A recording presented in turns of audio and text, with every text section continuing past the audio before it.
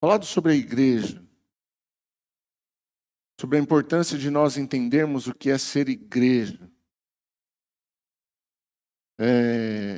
E tem sido palavras poderosas. Nessa quinta-feira, se você puder assistir depois,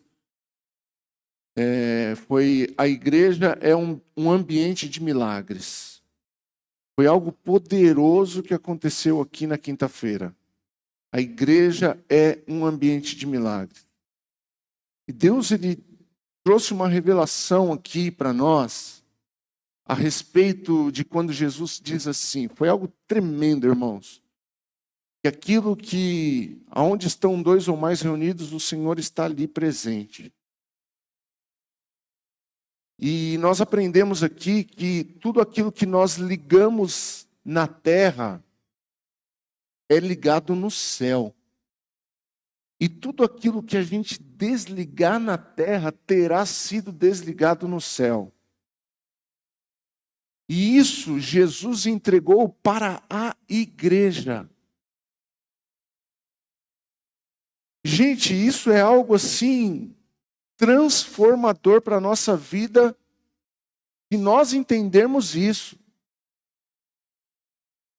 Que algo que nós fazemos aqui na terra, diz que se dois concordarem,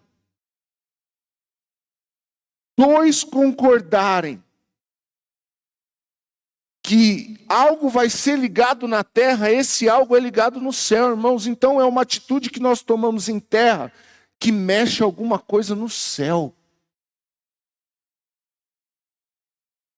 Isso é algo poderoso demais, irmãos.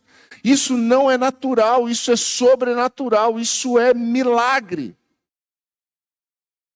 Isso é um sinal, isso é uma evidência, irmãos.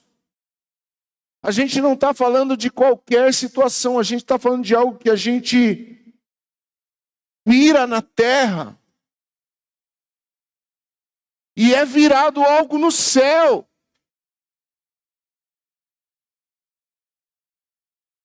E, gente, nós estamos tão desligados disso como igreja. Nós estamos tão desligados nesse assunto como igreja. A igreja não tem nem noção do quão poderosa ela é. E quando eu falo igreja, irmãos, não pensa na igreja, somos igreja. Não pensa na igreja, livre estou. Não pensa na aliança eterna. Não, pensa na igreja, corpo de Cristo. Povo, que nós fazemos parte. Quantos de nós não temos deparado com situações onde de repente você olha na sua vida e parece que as portas estão todas fechadas? Quantos passam por isso?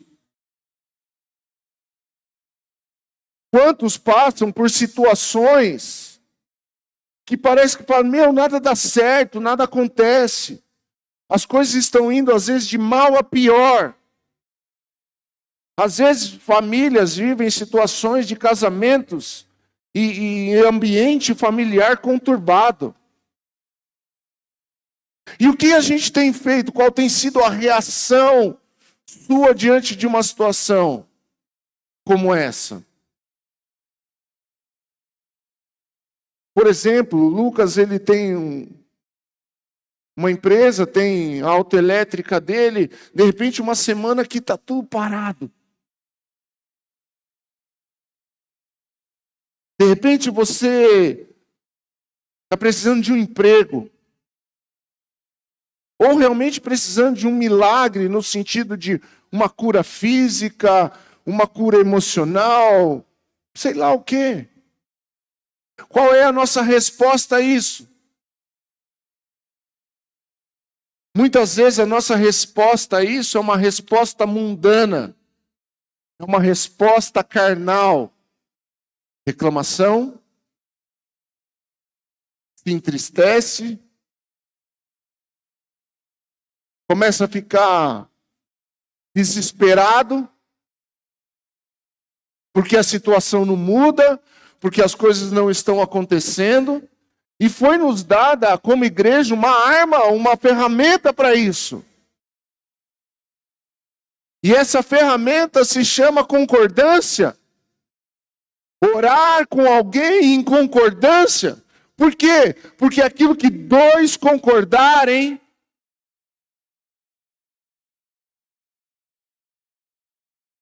vou procurar aqui, irmãos, para você entender isso. E eu também.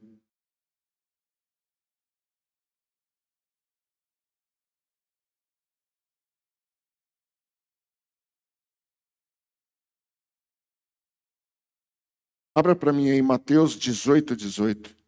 Não é essa a palavra de hoje. Mateus 18, 18. Apaga a luz aqui.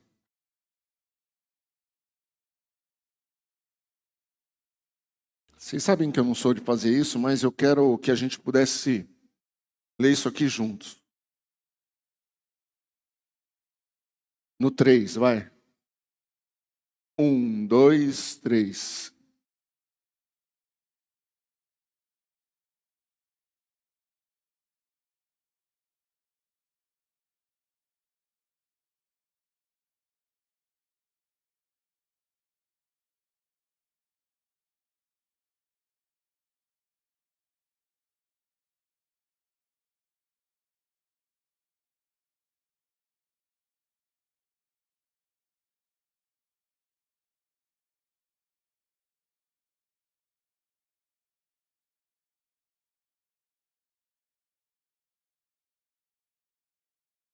Pode ligar. Você viu o que nós lemos aqui, irmãos? Quem que disse isso? Quem que disse isso, igreja? Jesus. Jesus disse isso. E o que nós ligarmos na terra, pastor João, é ligado no céu. E o que a gente desligar, será desligado no céu. Existem coisas na nossa vida que nós precisamos ter atitudes de ligar no céu.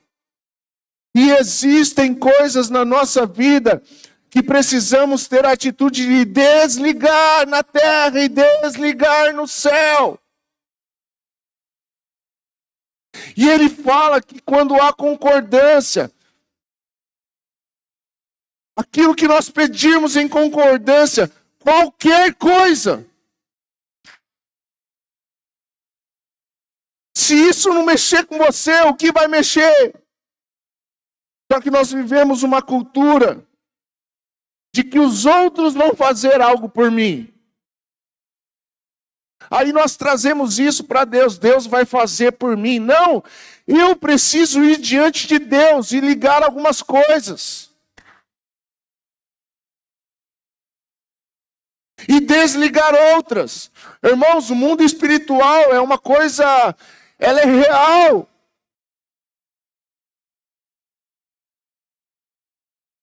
Ontem cheguei para trabalhar à noite.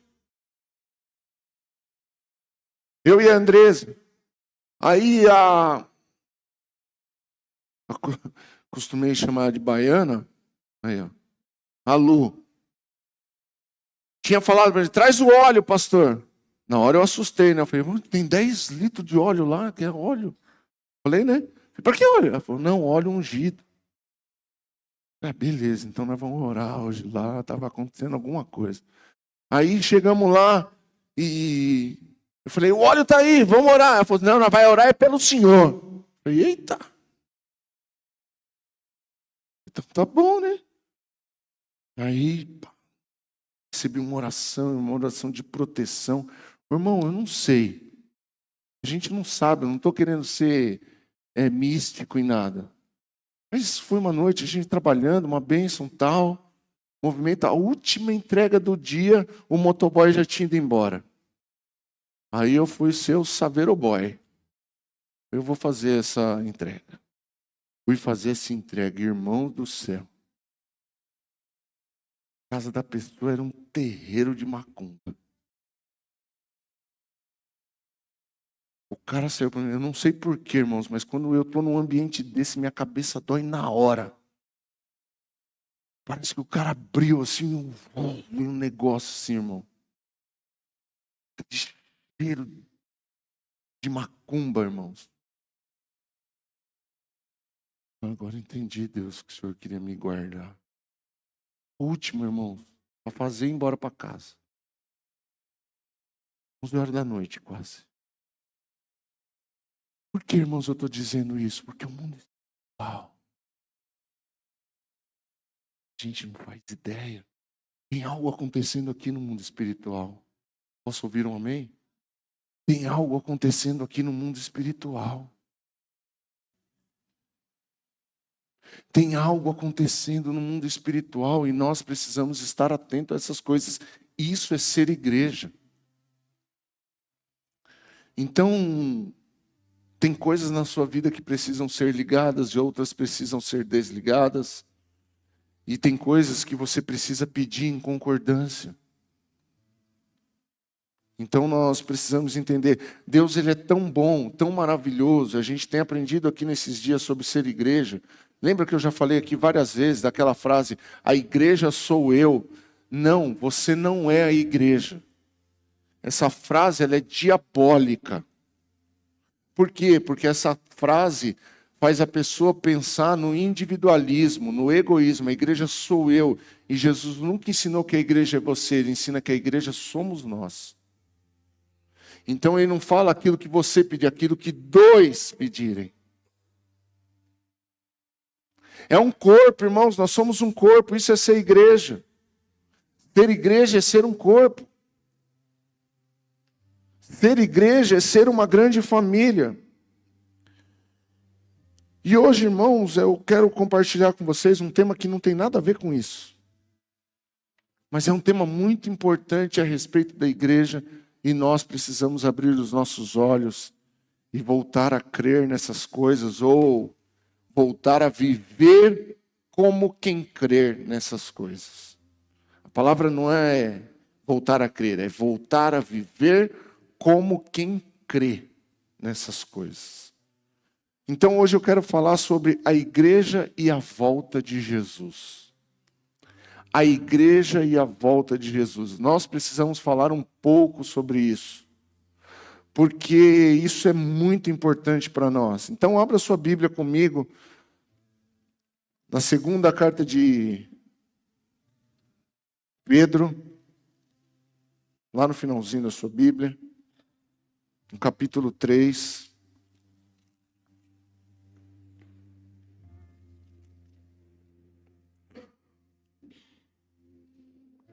Nós vamos ler a partir do versículo 8.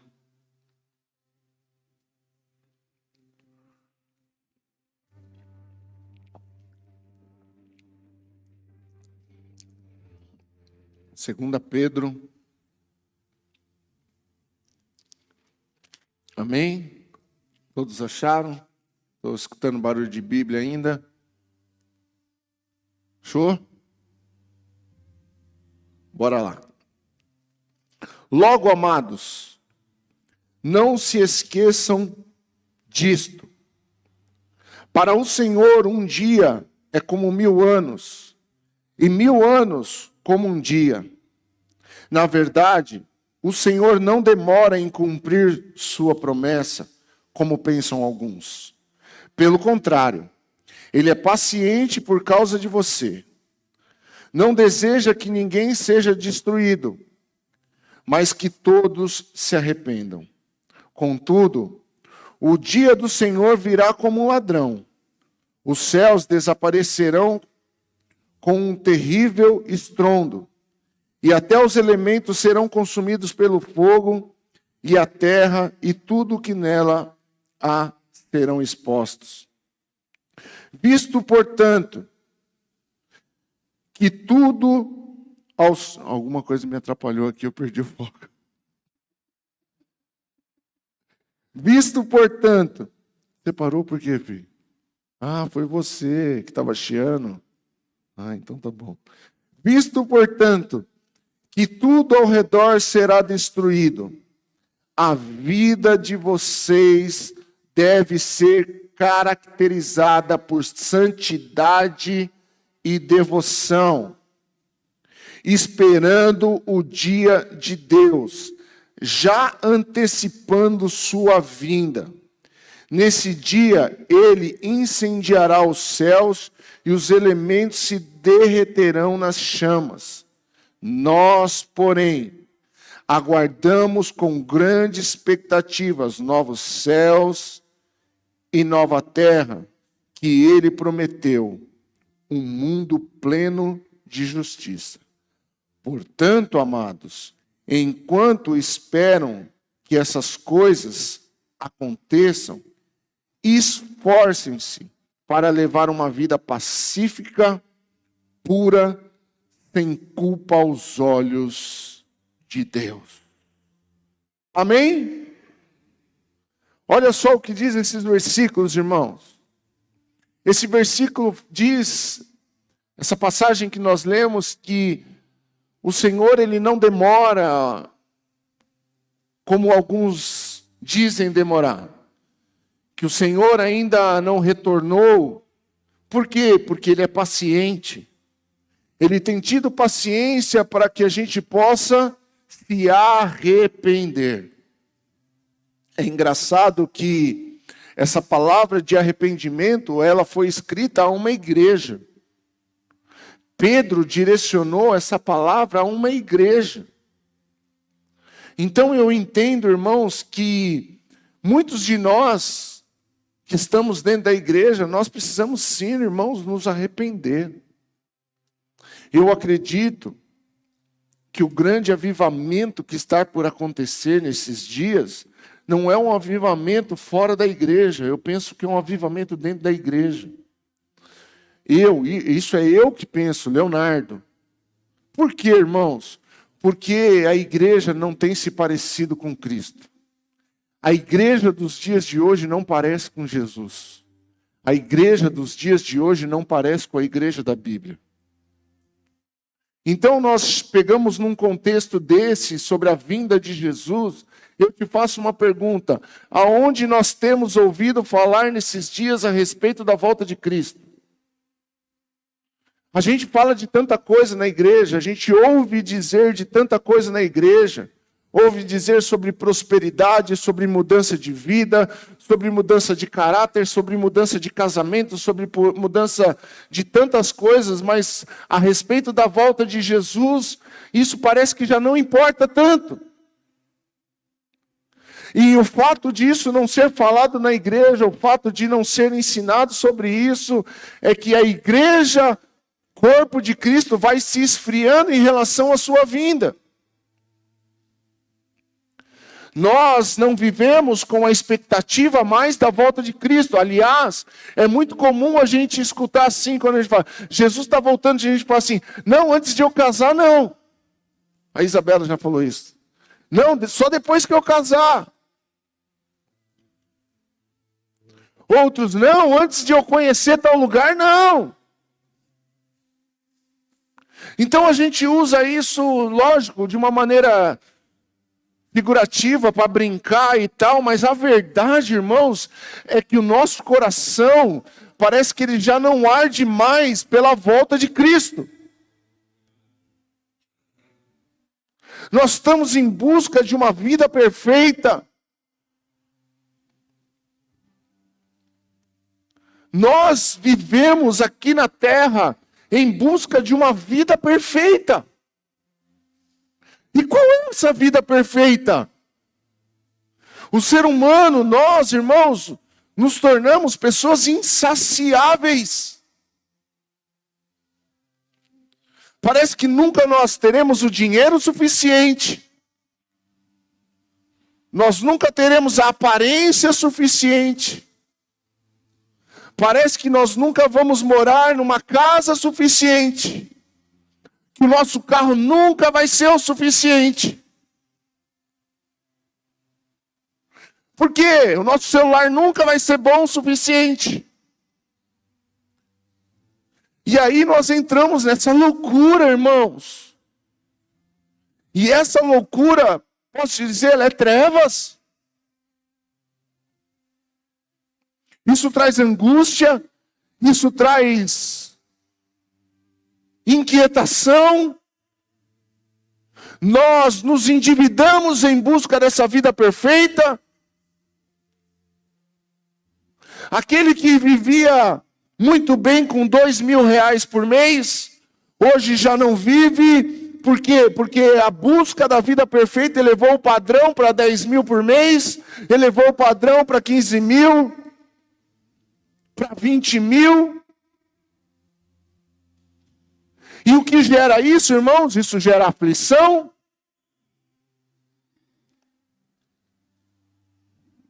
Por quê? Porque como que eu vou fazer o mês que vem? Como que vai ser o próximo? Não é suficiente, preciso trabalhar mais, e trabalhar mais, e trabalhar mais. Por quê? Porque eu estou em busca da vida perfeita.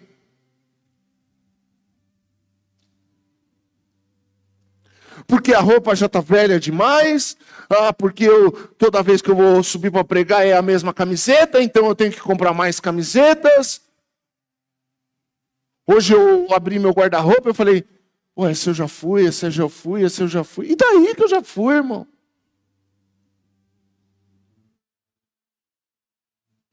Aí eu disse, é verdade, irmão. Eu pensei, falei, nossa, tá precisando comprar umas camisas polo. Eu falei, não preciso não, irmão. Tem umas 10 aí, tá bom. E se alguém achar que eu estou repetindo também, o problema é seu. Fica de costa. Faz o que eu quero? Dá uma nova. É pronto, dá uma nova. Boa.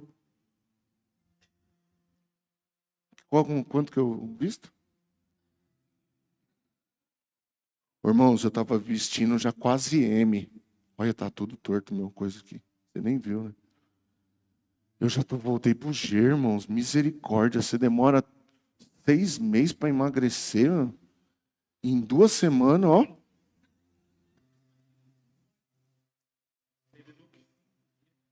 Miséria. Mas aí a gente fica em busca dessa vida perfeita, irmãos, e a gente não vai chegar a lugar nenhum, sabia? Então, o que eu quero compartilhar com você hoje é que nós precisamos voltar os nossos olhos para a eternidade. Deixa eu te falar uma coisa, falando da volta de Jesus, não tem como não citar isso. Não é sobre isso que nós vamos falar, mas é importante que você saiba. Existem algumas linhas de pensamento a respeito da segunda vinda de Jesus. Vários. Tem aqueles que são pré-tribulacionistas. O que é isso, pastor? A gente nem sabe mais o que é isso. São aqueles que acham que Jesus vai buscar e retirar a igreja antes da grande tribulação. Você sabe que haverá um tempo de tribulação na terra? Diz que vai começar um período de 7 anos. E durante esse período, 3 anos e meio, serão 3 anos e meio de falsa paz, e depois serão 3 anos e meio da grande tribulação. Tem alguns que creem que é no meio, durante a tribulação, Jesus vai retirar a sua igreja no arrebatamento. E tem aqueles que creem que Jesus vai voltar no final da grande tribulação. Eu, particularmente, Leonardo, uma vez, foi você que me perguntou uma vez, né, Lucas? Qual que é a visão da igreja em relação a isso? A visão da igreja é viver Cristo. Agora, pensamentos, cada um vai discernir do seu jeito, porque nós de fato não sabemos. Essa que é a verdade. Eu, Leonardo, eu creio que é pós-tribulação. Por isso, irmãos, nós temos, no meu entendimento... o que você prefere, pastor? Lógico que eu preferia que fosse pré.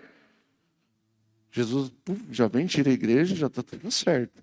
Agora, irmãos, como não sabemos como será o dia do Senhor, nós temos que estar preparados. Nós precisamos estar preparados para o dia do Senhor. Sabe o que a Bíblia chama esse dia, Mateus? De grande e terrível dia do Senhor. O grande e terrível dia do Senhor não será como um dia de casamento, irmão. Casamento vai ser nas bodas do Cordeiro. O grande e terrível dia do Senhor, nós acabamos de ler aqui, irmãos. Vai ser caos. Vai ser um caos. E a minha pergunta e a sua pergunta para você, para mim e para você hoje é: estamos nos preparando para esse dia? Não. Nós estamos nos preparando para ter mais. A igreja está numa discussão de parede preta ou parede branca. A igreja está preocupado. Teve um evento esses dias em Camboriú. Nós vamos estar lá pertinho esses dias. Mas o evento era falar mal das igrejas que não são pentecostais. Um pastor que é deputado federal, que não fez bulhufa nenhuma enquanto ele está lá, foi lá e chamou as outras igrejas de coxinha. Os coxinha da parede preta. Você acha que isso é papo de igreja, irmãos? Pelo amor de Deus. Pelo amor de Deus. Você acha que isso é papo de igreja?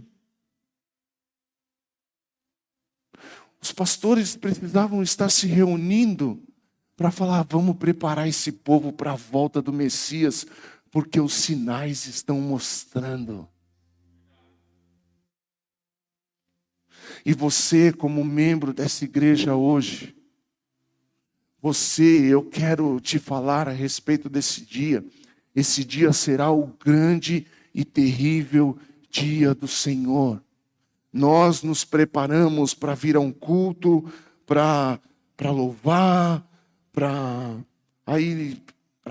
assistir o culto, entre aspas. Aí nós colocamos a nossa melhor roupa, aí nós colocamos um melhor penteado possível. As mulheres preparam as melhores maquiagens, e tudo isso é válido, irmão. Não estou falando que você tem que vir todo sambanga para a igreja, não.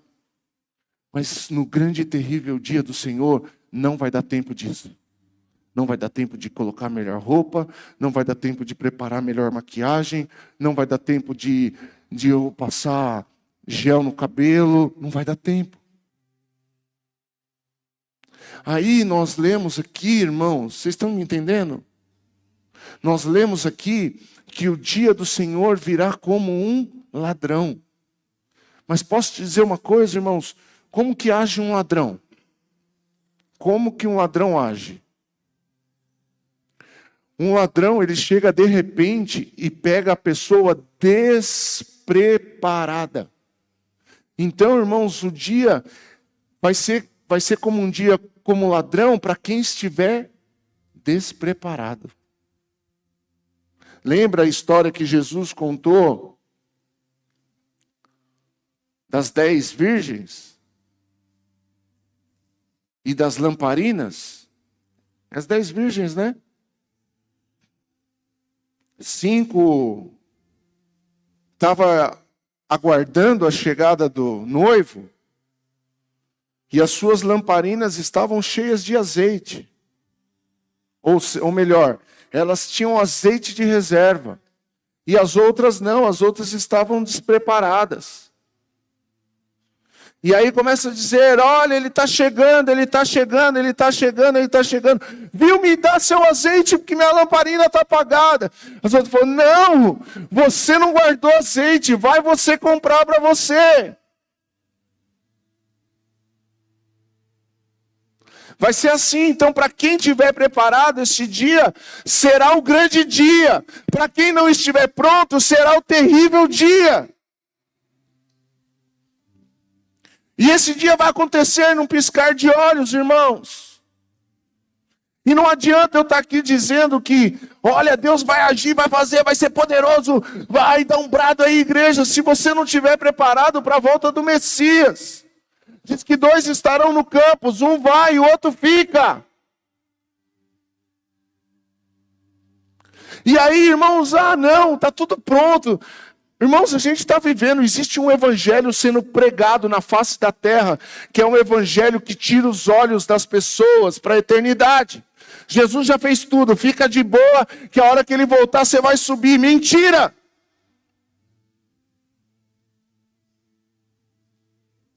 E eu vou te mostrar na palavra que é lícito que essas pessoas venham ensinar essa mentira.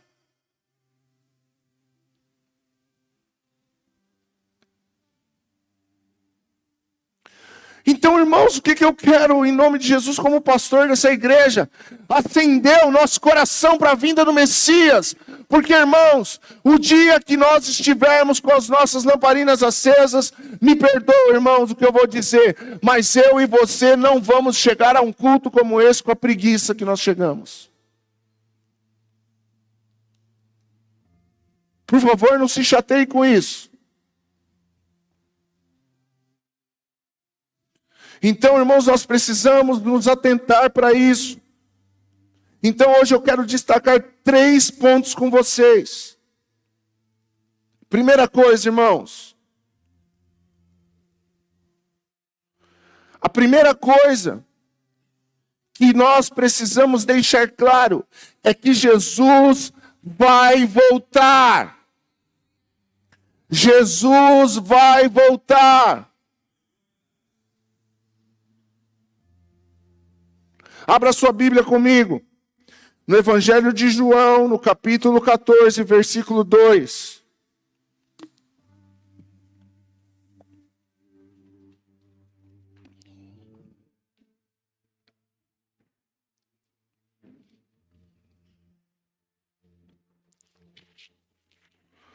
Diz assim: na casa de meu pai há muitas moradas. Se não fosse assim, eu lhes teria dito: vou preparar um lugar para vocês. E quando estiver tudo pronto, virei buscá-lo, para que estejam sempre comigo onde eu estiver. Então o que Jesus está dizendo aqui? Eu vou voltar para buscar vocês. Vocês quem? Igreja. Para vocês estarem comigo aonde eu estiver.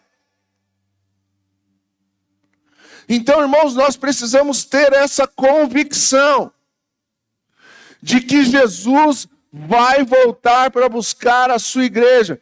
Pastor, mas isso minha avó já dizia. Isso já era pregado em 1500. Ok, irmãos, isso tem que ser pregado hoje. Por quê? Porque para Deus, um ano é como 1000 dias. Não é isso? Um dia é como 1000 anos. E 1000 anos é como um dia. O nosso tempo, cronologicamente, não tem nada a ver com o tempo de Deus. Não tem nada a ver com o tempo de Deus. Então Deus não está demorando. Ele está no tempo dele. E isso vai acontecer. E essa chama precisa reacender nos nossos corações. Jesus vai voltar. Olha o que está escrito em 1 Tessalonicenses, capítulo 4, versículo 16. 1 Tessalonicenses, capítulo 4, versículo 16.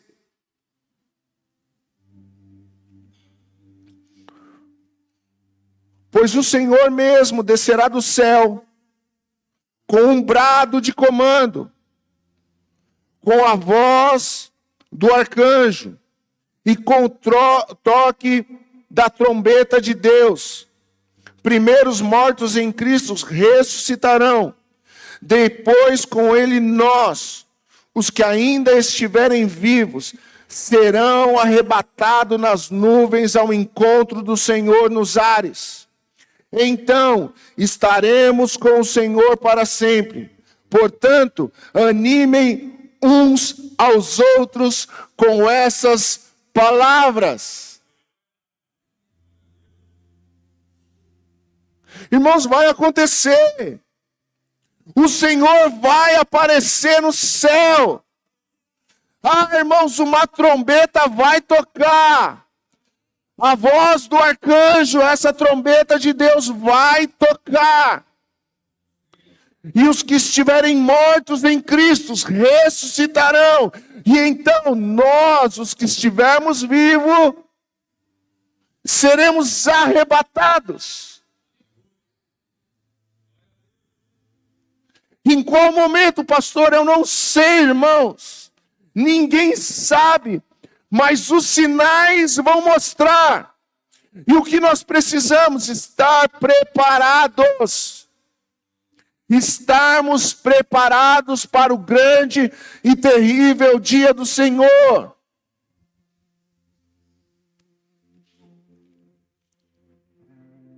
E isso, irmãos, precisa queimar no nosso coração hoje. Por quê? Porque nós não vivemos como quem aguarda esse dia. Nós não vivemos mais como quem aguarda esses dias. Esse dia. Então o que precisamos fazer, irmãos? O que faremos nós?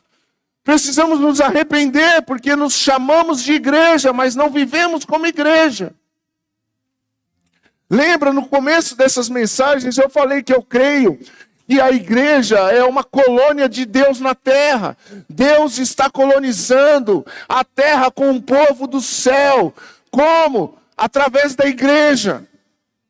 Então, irmãos, esse povo que é a colônia de Deus na terra, precisa viver com essa expectativa de que Ele vai voltar.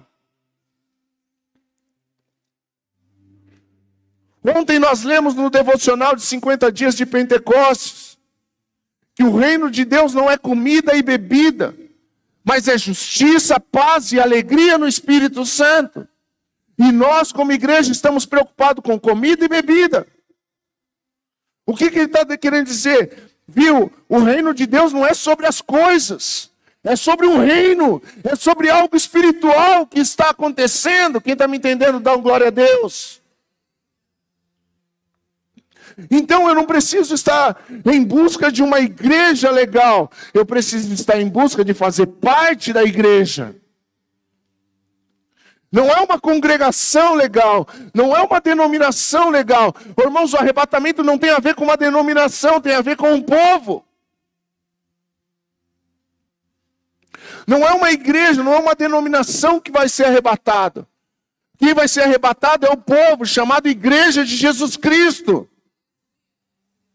E nós podemos estar dentro da mesma congregação, da mesma denominação, e não estarmos conectados à igreja de Cristo, todos. E isso precisa nos assustar. Porque às vezes nós estamos no mesmo lugar, mas não fazemos parte do mesmo corpo. E ser igreja, por isso que em Atos dos Apóstolos diz que o povo perseveravam unânimes nos ensinos dos apóstolos. O povo era um, e a oração de Jesus em João 17 é Deus, que eles sejam um, assim como eu e o Senhor somos um.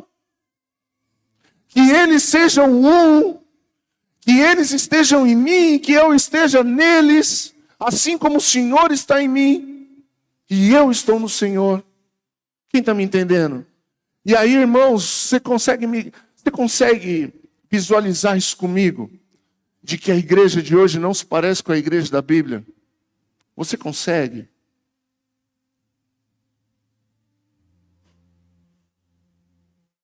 E o que faremos? O que faremos com isso? Vamos continuar remando todo mundo para o mesmo lugar? No curso desse mundo? No curso dessa loucura que virou a vida. A vida virou uma loucura. É louco, irmãos. O sentimento das pessoas estão assim. Irmãos, hoje a pessoa está alegre, daqui 2 horas a pessoa está com raiva, a pessoa está odiando, a pessoa está... Irmãos, virou uma loucura. Hoje a pessoa está assim, lotada de dinheiro, amanhã a pessoa está na lama. E de que vale tudo isso? Aí eu entendo Salomão. Por isso, irmãos, que a gente precisa ler a Bíblia. Você precisa ler a Bíblia, irmão. Nós precisamos ler a Bíblia, irmão. Por isso que quando você vai ver em Eclesiastes, Salomão fala assim, vaidade. Tudo vaidade. Ele não estava falando dos brincos das mulheres. Ele não estava falando do cabelo das mulheres. Ele não estava falando de você não poder ir numa academia. Não é sobre isso. Ele estava falando assim, cara, do que adianta o homem trabalhar de sol a sol? No fim de todas as coisas, teme ao Senhor e guarda os seus mandamentos, porque disso depende todo homem. E nós vivemos no curso dessa vaidade de... Irmãos, eu não estou falando que a gente não tem que trabalhar e que a gente não deve comprar um carrinho melhor. A gente só não pode viver para isso. Nós só não podemos viver nessa ambição gananciosa das trevas. Só vai destruir as nossas vidas. Uma pessoa hoje que tem 2 carros e amanhã ela precisa ter só um, ela já se sente envergonhada porque ela teve que vender um carro. Hoje uma pessoa se sente envergonhada porque ela teve que tirar o filho dela da escola particular e colocar na escola pública. E daí? E daí? Ah, mas eu queria tanta coisa também, irmãos. A gente quer e não é pecado querer. Mas a gente não pode viver por isso, por essas coisas. Então o que a gente tem que viver? Cristo e por Cristo, porque para Ele são todas as coisas.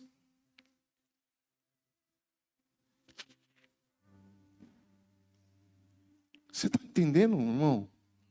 Você está entendendo?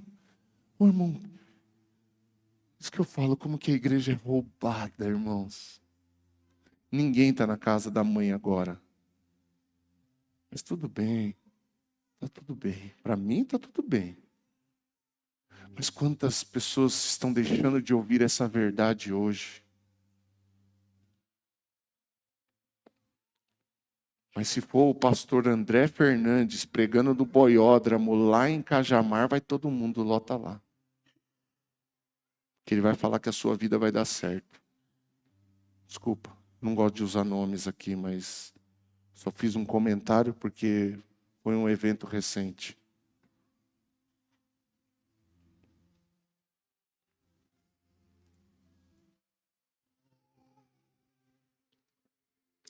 Então, a primeira coisa que nós precisamos, irmãos, é acreditar que esse dia vai chegar. Posso ouvir um amém? Segundo lugar, irmãos, é importante nós ficarmos atentos aos sinais da sua volta. Você está atento a isso, irmão? Abra sua Bíblia comigo em Mateus 24. Evangelho de Mateus, capítulo 24. Depois, na sua casa, com calma, leia Mateus 24 inteiro. Se possível, a Bíblia inteira, irmão.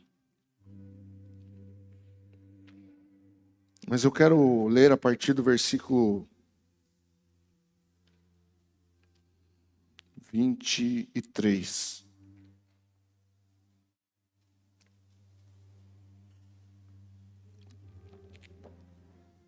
Diz assim: portanto, se alguém lhe disser, vejam, aqui está o Cristo, ou ali está ele, não acreditem, pois falsos cristos e falsos profetas surgirão e realizarão grandes sinais e maravilhas, a fim de enganar, se possível, até os escolhidos.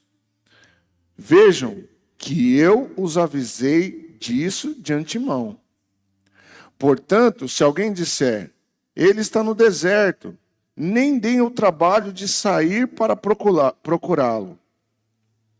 E se disserem, ele está escondido aqui, não acreditem. Porque assim como um relâmpago lampeja no leste e brilha no oeste, assim será a vinda do Filho do Homem. Onde estiver o cadáver, ali se ajuntarão os abutres. Imediatamente, depois da angústia daqueles dias, o sol escurecerá, a lua não dará luz, as estrelas cairão do céu e os poderes do céu serão abalados. Então, por fim aparecerá no céu o sinal da vinda do Filho do Homem. E haverá grande lamento entre todos os povos da terra. Eles verão o Filho do Homem vindo nas nuvens do céu com poder e grande glória. Ele enviará seus anjos com um forte sopro de trombeta, e eles reunirão os escolhidos de todas as partes do mundo. Ele reunirá quem, irmãos? Os escolhidos de toda a parte do mundo, de uma extremidade à outra. Agora aprendam a lição da figueira. Quando os ramos surgem, as folhas começam a brotar. Vocês sabem que o verão está próximo. Da mesma forma, quando vier todas essas coisas, saberão que o tempo está muito próximo, à porta. Eu lhes digo a verdade, esta geração certamente não passará até que todas essas coisas tenham acontecido. Os céus e a terra desaparecerão, mas as minhas palavras jamais desaparecerão. Contudo, ninguém sabe o dia nem a hora que estas coisas acontecerão, nem mesmo os anjos no céu, nem o Filho, somente o Pai o sabe. Quando o Filho do Homem voltar, será como no tempo de Noé, nos dias antes do dilúvio. O povo seguia a sua rotina de banquetes, festas e casamentos, até o dia em que Noé entrou na arca. Não perceberam o que estava para acontecer, até que veio o dilúvio e levou todos. Assim será a vinda do Filho do Homem. 2 homens estarão trabalhando juntos no campo, um será levado e o outro será deixado. 2 mulheres estarão moendo cereal no moinho, uma será levada e a outra será deixada. Portanto, vigiem, pois não sabem em que ocasião o Senhor verá. Amém? Somente até aqui, irmãos. Que forte, né, pastora? Irmãos, essa deve ser a nossa vida. Como aquele que aguarda a vinda do Senhor. E nós precisamos ficar atentos aos sinais. E um dos sinais, irmãos, nós lemos, tanto em Pedro como aqui, que nos últimos dias surgirão falsos profetas e também surgirão falsos mestres. Mestres são aqueles que ensinam a palavra. Falsos profetas, eu não preciso nem falar, irmãos. Eu não quero nem falar. Mas falsos mestres, irmãos, eles estão dentro da igreja. Os falsos mestres, eles não vão ensinar fora da igreja. Porque não faz sentido. Você viu que nós lemos aqui? Ele surgirá fazendo sinais e maravilhas para enganar. E se possível aos eleitos, irmãos, quanta gente dentro da igreja está entretido com aquele que revela o RG. Sinal. Quantos na igreja estão entretidos com aquele que faz revelação? Sinais e maravilhas. Quantos na igreja estão entretidos com essas coisas? Quantos na igreja o quanto a igreja mundial não tem se esfriado por causa do evangelho da graça, que nós chamamos de hipergraça.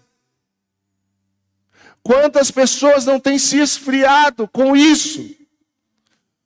Por quê? Porque esse ensinamento diz que nós não precisamos mais jejuar, que nós não precisamos mais nos arrepender, que nós podemos levar a nossa vida, que Deus não está nem aí para aquele que bebe, para aquele que fuma, para aquele que faz, para aquele que bate, para aquele que adultera, para aquele que faz isso, para aquele que faz tudo. Está tudo pago, irmão, você não precisa fazer mais nada. É assim que a gente aprende. Eu já estive debaixo do ensinamento desse, eu sei o que eu estou falando. Eu sei o que eu estou falando. E eu aqui não estou falando mal de igreja. Eu estou mostrando que haverá sinais. Haverá sinais. Haverão sinais. E nós estamos vivendo dias de sinais. Ô, irmãos, vou falar uma coisa aqui delicada de dizer. Você está atento ao que está acontecendo na movimentação espiritual e política desse mundo?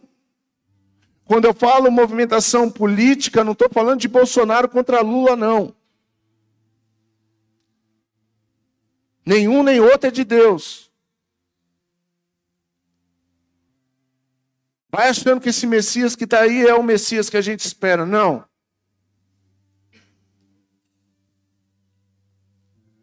Eu estou falando para o cenário, irmãos, que está se formando. E eu não estou aqui para falar mal de nenhum tipo de igreja, nem igreja católica. Mas o homem mais poderoso do mundo, coincidentemente, hoje, ele preside um país que o Papa é de lá, agora. Eu não estou batendo em tecla nenhuma e afirmando nada, porque eu não sei o dia da vinda do Senhor. Eu estou falando de um cenário. Haverá duas pessoas importantes na vinda de Cristo, o falso profeta e o anticristo. E nós não falamos sobre anticristo, a gente não tem ensinado mais a igreja sobre anticristo. A gente não tem ensinado mais a igreja sobre falso profeta. Eu estou falando de mim, irmãos. Estou falando de nós, pastores dessa casa. O falso profeta, irmãos, necessariamente, ele tem que ser um grande homem de Deus. Leão 14, leão. Ele virá como leão, como um leão. Então, isso aqui é o meu pensamento. Eu sou pastor dessa igreja, eu tenho que te ensinar aquilo que eu acredito. Então precisa surgir o falso profeta, é um grande líder religioso, irmãos. O falso profeta não vai surgir, ele precisa de uma religião que não tem relevância. Ele precisa surgir de uma religião que tem muita relevância na face da terra. Por quê? Porque é ele que vai apontar o anticristo. O anticristo, irmãos, não vai vir de dentro da religião, ele vai vir de um grande poder político, é um grande líder mundial. E preste atenção, ele vai se mostrar defensor de Israel.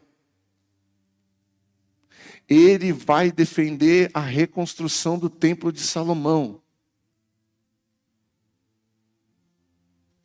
Ou seja, vai vir de um país amigo de Israel. Então, irmãos, o falso profeta vai começar a dizer: olhem para esse homem, escutem o que esse homem está dizendo. Então, o que eu estou dizendo para você, não estou falando para você acreditar que é esse Papa e nem acreditar que é o Trump. Eu não sou leviano desse jeito, irmãos. Mas eu estou dizendo, fiquemos atentos às movimentações espirituais de um cenário que está se formando.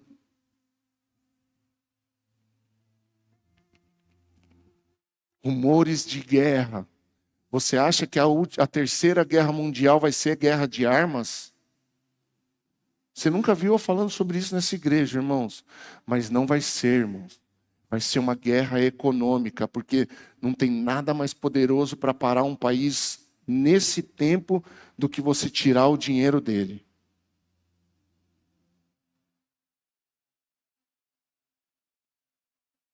Obrigado, Deus, pela chuva. Então, irmãos, um cenário ele vai se formando. Os filhos não respeitam mais os pais. A minha avó falava que Jesus ia voltar, irmãos, mas questão de 30 anos atrás aqui. Ai, se um filho levantasse uma voz para o pai. Hoje não. Hoje o pai matando o filho matando o pai. Irmãos, a gente vê isso aos montes. Então não pense que o cenário da volta de Jesus é uma igreja cheia. Não, irmãos, o cenário da volta de Jesus é uma igreja vazia. E quando eu falo vazia, não estou falando de templo, estou falando de ser humano vazio. Vazio de Deus. Porque os olhos não estão em Deus, os olhos estão no curso dessa vida. Que nós acabamos de ler que a vinda de Jesus será como nos dias de Noé. Oh, meu irmão, isso me dá uma coisa aqui, pastora. Serão como nos dias de Noé, porque estava todo mundo vivendo a sua vida ao seu bel prazer. Ninguém estava dando ouvido para Noé. Noé é um louco, está fazendo uma arca, esperando um tal de dilúvio. Já faz 100 anos que esse louco está trabalhando nisso aí, e não vai acontecer nada. Vivamos, bebamos, comemos, curtamos, que nada vai acontecer. Irmãos, parece com a igreja de hoje ou não parece?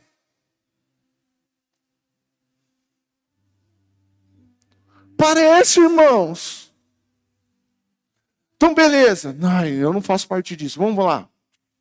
Sua casa, seu lar, a sua igreja, onde você pastoreia. Como foi essa semana espiritual dentro da sua casa?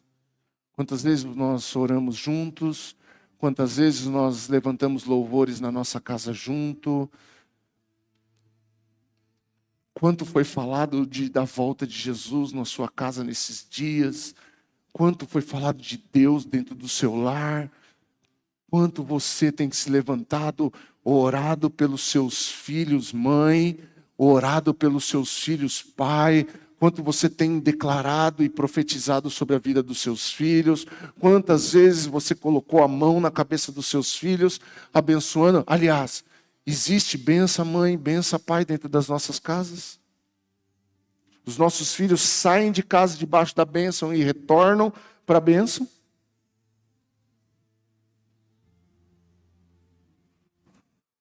Isso me dá um desespero, irmãos. Como nos dias de Noé. E nós estamos entretidos, Tião, dentro da igreja. Dentro da igreja. Aí dentro da igreja a gente tem curso de casais, a gente tem jantar de dia dos namorados, a gente tem arraiá, a gente tem...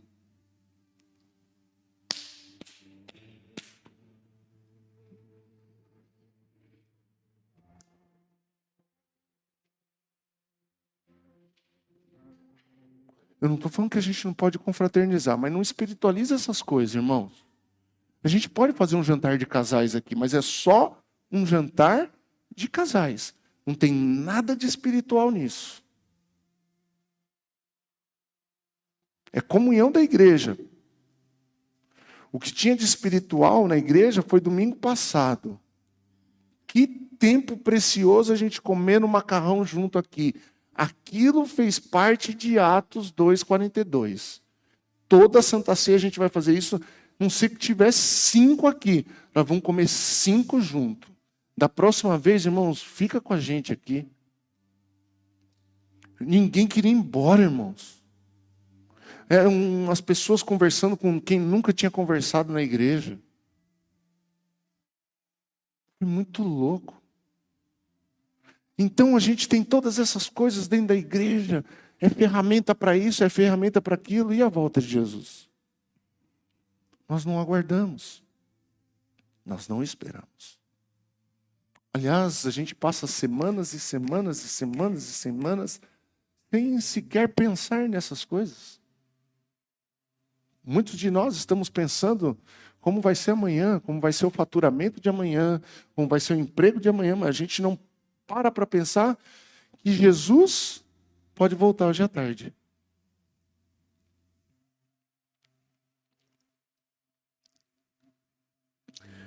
Quem entende o que eu estou querendo dizer? Então, irmãos, uma coisa nós precisamos, em primeiro lugar, é acreditar que ele vai voltar. Em segundo lugar, é ficar atento aos sinais. Ficar atento aos sinais. Ah, pastor, mas pode ser que esse cenário que você falou não tenha nada a ver. Ok, se a gente não tiver nada a ver, a gente não vai perder nada com isso. Agora, se tiver tudo a ver, e nós estivermos como nos dias de Noé, vai dar ruim. Vai dar ruim. Esses dias eu vi o Rodrigo Silva, da Adventista, conversando com um ateu. E aí questionando sobre essas coisas. O Rodrigo Silva é um cara inteligentíssimo, cara. E aí ele conversando com o ateu, o cara falou, não, eu não acredito nessas coisas. Ele falou, tá bom, então vamos parar para pensar. Eu posso estar certo e você pode estar certo. Então vamos pensar no cenário de que você está certo. Se você estiver certo, e eu continuar fazendo o que eu estou fazendo, eu não vou perder nada. Agora, se eu estiver certo, e você estiver errado, você está ferrado. Você está lascado. Você consegue converter isso para a gente, irmãos? Pode não acontecer agora. Mas se acontecer, e a gente estiver no campo, desatento, não vai acreditando nessa conversa de que, todo mundo. Não, será o grande e terrível dia, irmão. Você está me entendendo? Então nós precisamos abrir os nossos olhos para essas coisas. Ficar atento aos sinais. Não é virar paranoico. Oi, anticristo. Oh, Deus. Não, irmão, mas... Vamos ler? Terceiro ponto. E aqui eu vou encerrar. Estarmos preparados para a sua volta. Volta lá para 2 Pedro, no capítulo 3, versículo 11. 2 3, 11. Portanto,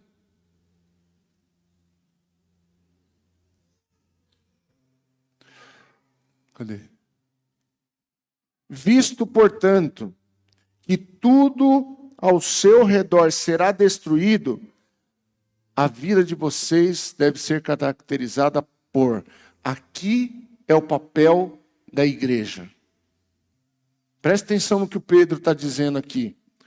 Visto que essas coisas vão acontecer, igreja, visto que essas coisas vão acontecer, amém? Vão acontecer, sim ou não?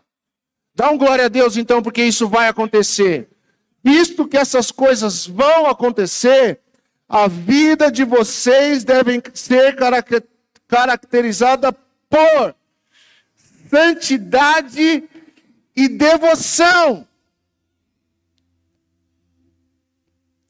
Então isso vai acontecer. Isso é um fato.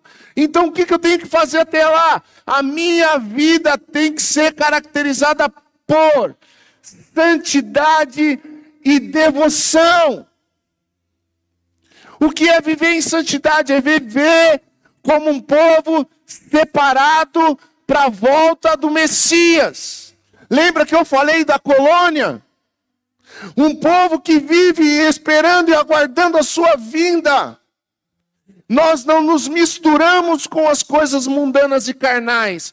Nós somos um povo que vive em santidade. Irmão, santidade não é não cortar o cabelo, não é não raspar o sovaco, não é não deixar barba, não é essas coisas.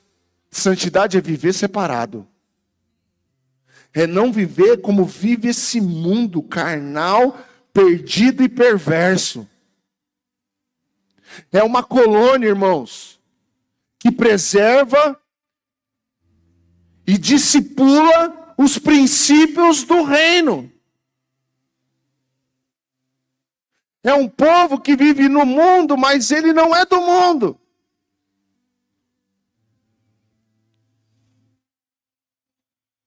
É um povo, irmãos, que vive no mundo, mas não é do mundo. Perdão. E o que a gente vê na igreja hoje, irmãos? A gente vê de mentira a adultério na igreja. No altar. Pastores fazendo isso. Pastores que pregam a palavra e a amante dele está sentado na igreja.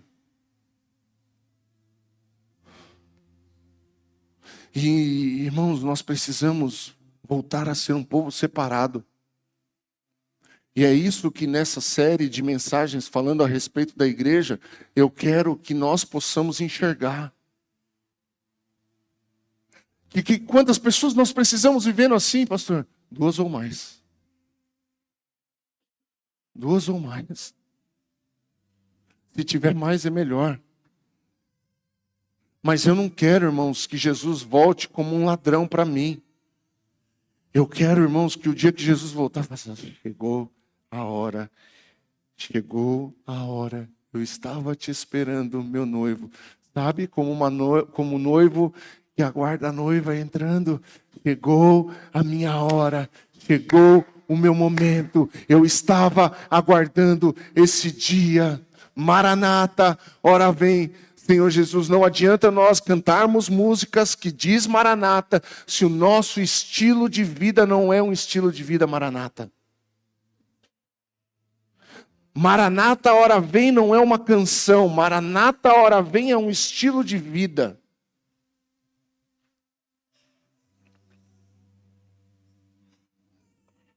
Então, irmãos, nós precisamos sim viver em santidade. E o dia que você cair, se arrependa e volta para a santidade. Como é cair? Eu vivi como não um povo que não é separado. Então eu preciso voltar para lá.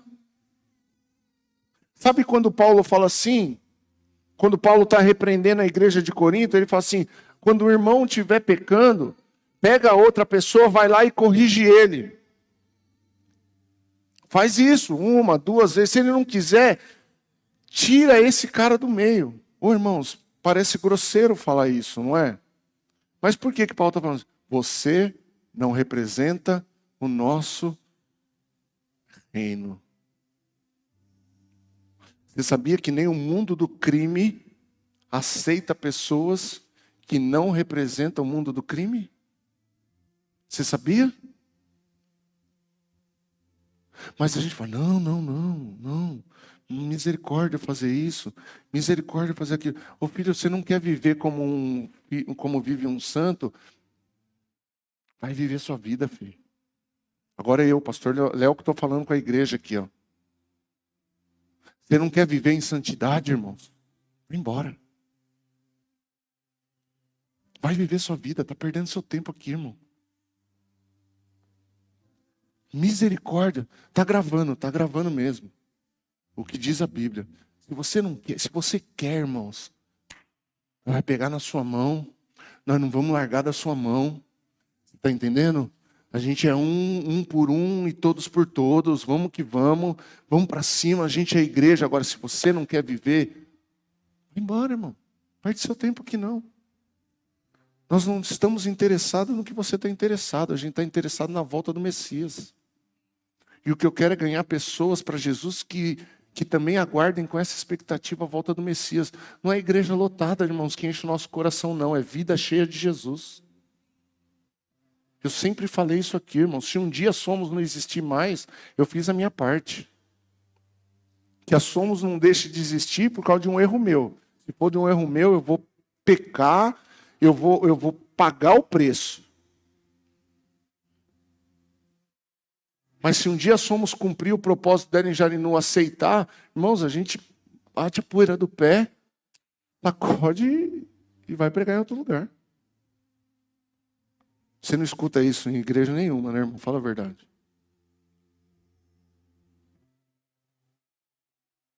Porque, irmãos, eu não tenho, e os pastores dessa casa não tem vaidade em altar e em plateia cheia, não, irmãos. Eu prego para essa quantidade de pessoas, se a igreja estivesse lotada, ia ser a mesma coisa.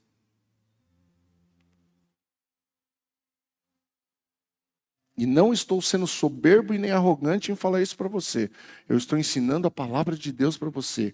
Nós temos que viver uma vida de santidade. Se a gente não quiser viver uma vida de santidade, a igreja não é o seu lugar.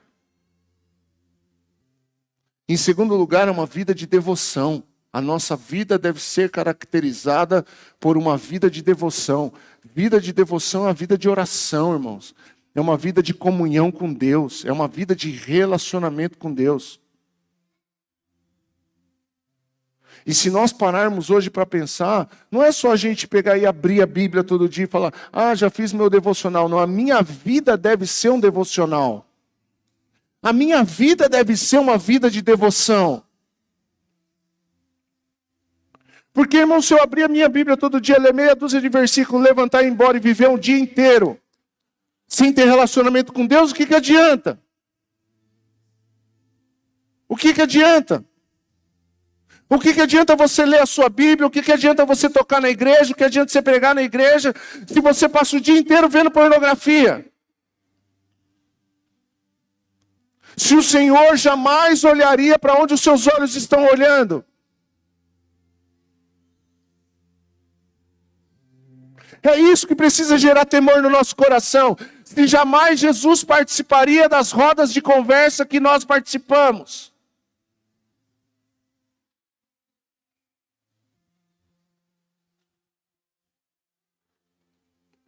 Não adianta a gente ler e ter lá, e fazer o nosso devocional diário e xingar os outros, e ter uma boca suja. Por quê? Porque não dá para da mesma fonte jorrar águas doces e águas amargas. O amargo, ele é amargo doce. Mas o doce não adoça o amargo, irmãos. Sabia disso? A gente fala, café está amargo, eu vou pôr mais açúcar. Vai ficar mais amargo ainda. Só que vai ficar melado. Então, ou a gente é um, ou a gente é outro. Ou nós somos, ou nós não somos. Quem está me entendendo aqui nessa manhã? Essa é a palavra que Deus tem para nós hoje, a igreja e a volta de Jesus. Passa o versículo, por favor.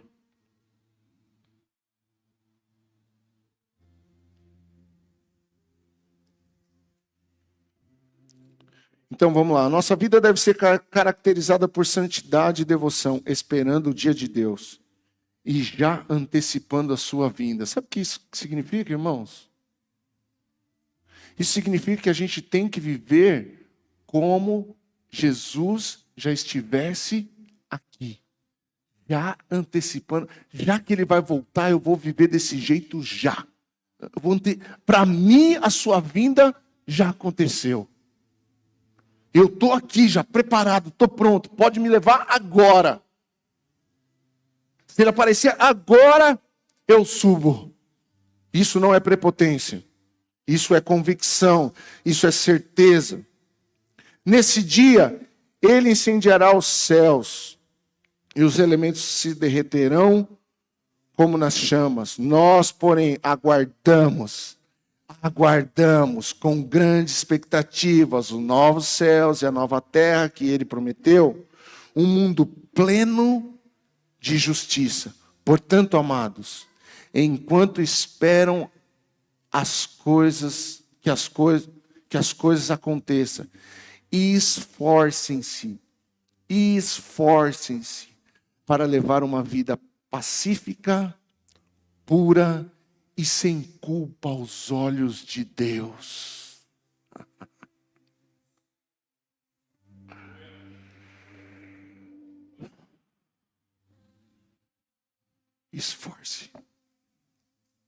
Se esforce para levar uma vida pacífica, pura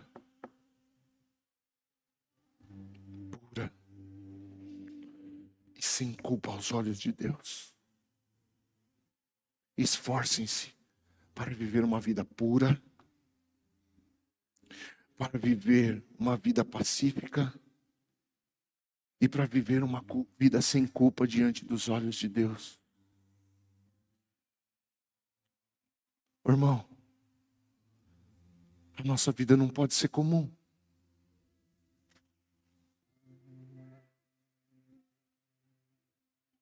E posso falar uma coisa? Nós precisamos nos corrigir uns aos outros. Porque Paulo ensina isso. Se eu estiver vivendo algo que esteja envergonhando o nome de Cristo, o nome da igreja, você precisa me mostrar. Porque às vezes você está vendo o que está aqui nas minhas costas. E os meus olhos não conseguem ver. E sabe o que eu tenho que fazer? Eu preciso aceitar. Um dia desses, um homem de Deus dessa igreja me procurou alguns meses atrás. 1 mês, 2 meses atrás. E me disse assim: Pastor Léo, o senhor não pode vender cerveja no seu restaurante.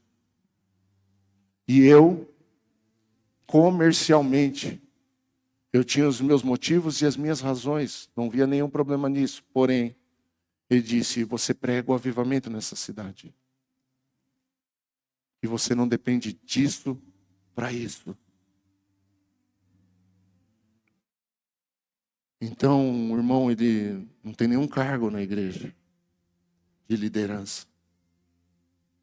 E qual é o problema? Ele corrigiu o pastor.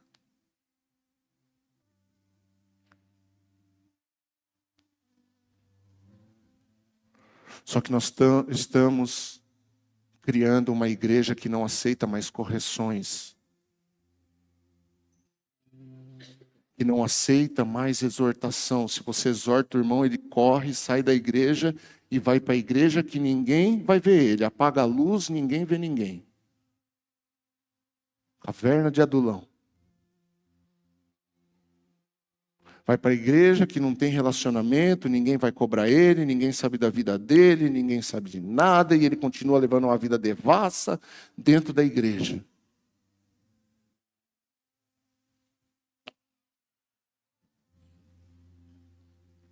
E eu não estou falando isso para você, porque eu sou perfeito.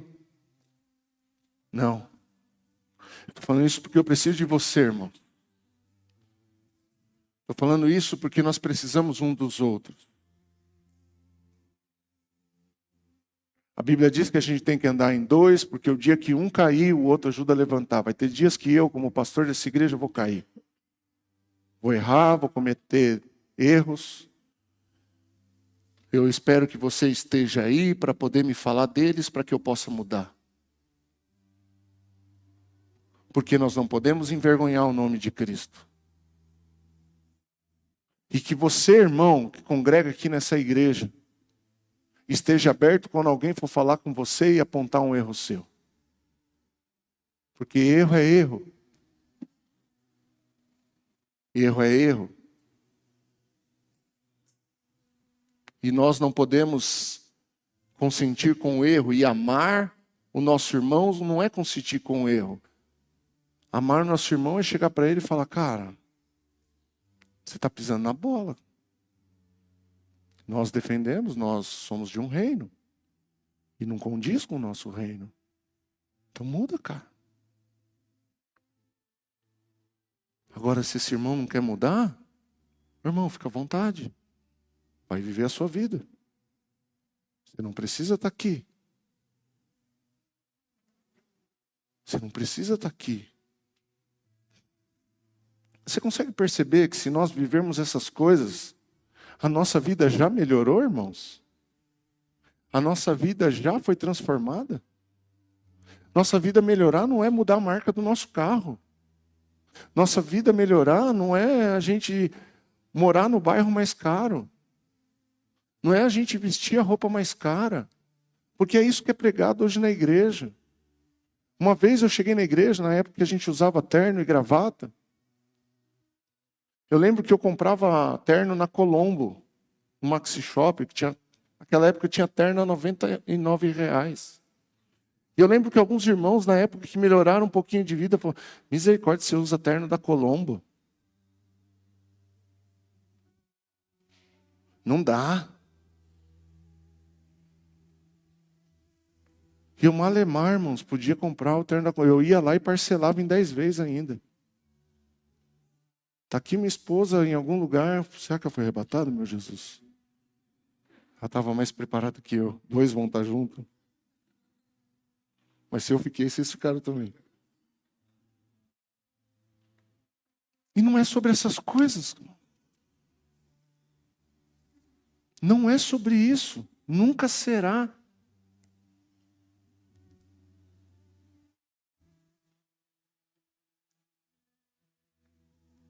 É sobre novos céus e nova terra. É sobre novos céus e nova terra. É sobre isso.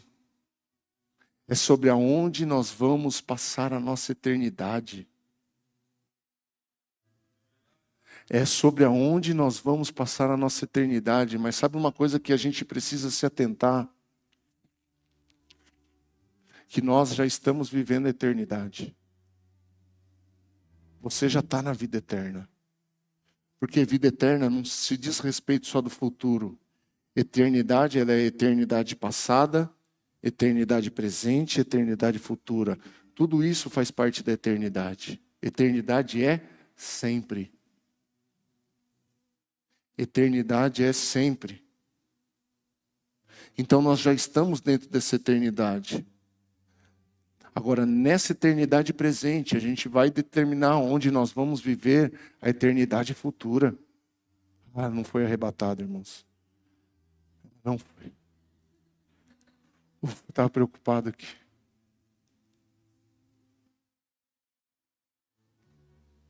Essa eternidade presente, não brinque com isso, é onde a gente vai definir a nossa eternidade futura.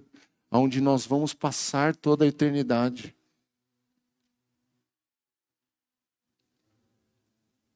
Então, irmãos, é possível a gente viver a eternidade com Cristo já, agora. Uma vida de paz, justiça e alegria no Espírito Santo. Você tem o Espírito Santo, você pode. Sabe o que é o Espírito Santo, irmãos? É a parte do céu que Deus colocou dentro de nós. O Espírito Santo é a pessoa do céu que Deus colocou dentro de nós. É o próprio Espírito de Deus.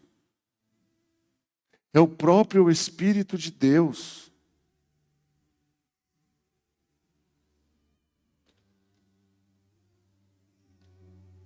E eu queria, em nome de Jesus, orar com você nessa manhã, para que a gente possa fazer uma aliança, escute, uma aliança de eternidade. Nós precisamos de jovens que entrem nessa aliança. Nós precisamos de mulheres que entram nessa aliança, homens que entram nessa aliança, casais que entrem nessa aliança. Uma aliança de eternidade, uma aliança de compromisso de viver eternidade agora. Os nossos jovens não serão como os jovens desse mundo. Elas viverão o céu na terra. Santidade, devoção. Os nossos lares, os nossos casamentos serão lares e casamentos aliançados com Deus. E eu preciso que você, em nome de Jesus, faça essa aliança com a igreja hoje. Nós sermos pastores de Deus, homens de Deus.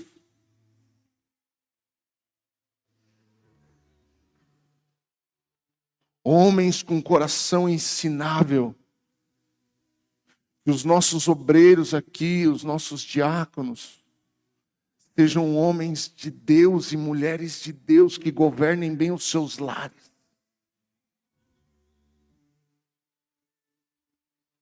Que os músicos dessa igreja não sejam tocadores de igreja, cantores de igreja. Isso o mundo tem melhor do que nós. Cantores melhores, músicos melhores. Mas nós somos homens de Deus. Que nós que somos do altar, há uma diferença sim na nossa vida. Porque nós somos a vitrine da igreja. Você é a vitrine da igreja. Você é vitrine na igreja. Você é vitrine na igreja. A sua casa é vitrine na igreja. Você é vitrine. Você é vitrine. Você é vitrine. Você é vitrine. Vocês são vitrine. Eu sou vitrine. Você é vitrine.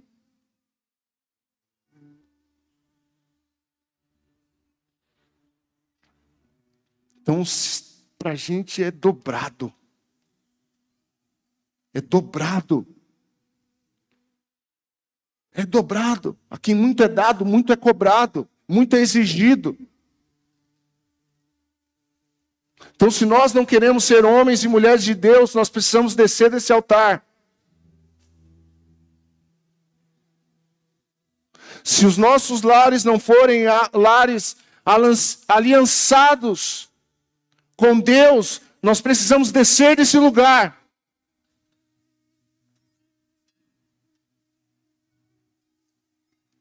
Se nós não tivermos compromisso verdadeiro com Deus, o altar não é o nosso lugar.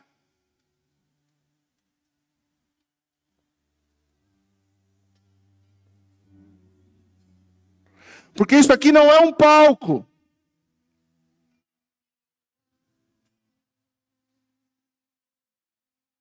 E isso precisa ficar claro para nós. No nosso meio, no altar, não pode ter fofoca. Não pode ter conversa fiada. Porque nós somos vitrine. Nós somos vitrine.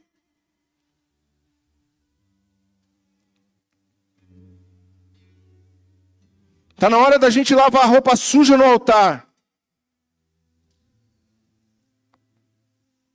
Porque se não acontecer aqui, não vai acontecer ali.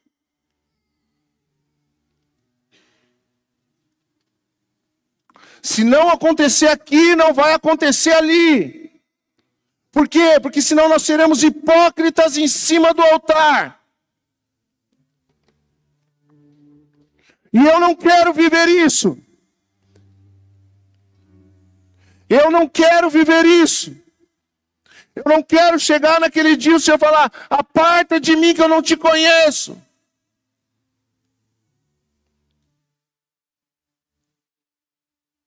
Chega de conversa fiada. Chega de conversa fiada. Se nós ficarmos servindo ao Senhor com conversa fiada, é melhor a gente fechar essas portas e entregar esse prédio e vivermos a nossa vida.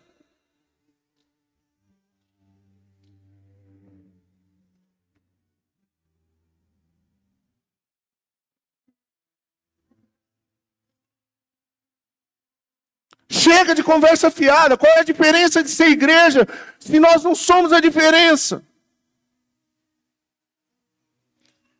E digo com temor: assim diz o Senhor.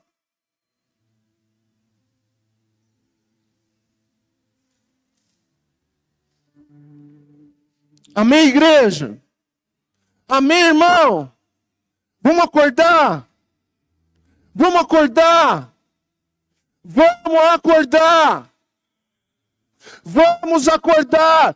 O reino de Deus não é comida e bebida. É paz, justiça e alegria no Espírito Santo.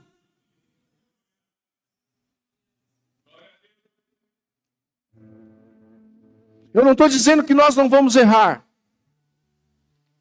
Eu estou dizendo que a gente não pode andar no erro. Nós vamos errar e falhar porque nós somos seres humanos. Mas viver uma vida no erro, a gente precisa parar de fazer o que a gente está fazendo.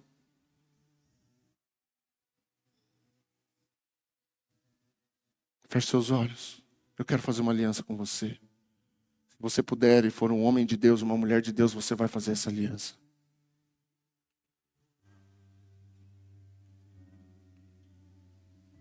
Eu queria que você começasse a orar por vontade própria. Senhor, eu faço essa aliança contigo hoje. Você não vai esperar eu começar a orar. Você jovem, você adolescente. Nós precisamos entrar em aliança com Deus. De verdade. Uma vez por todas. Pai, em nome de Jesus, nós oramos nesse momento.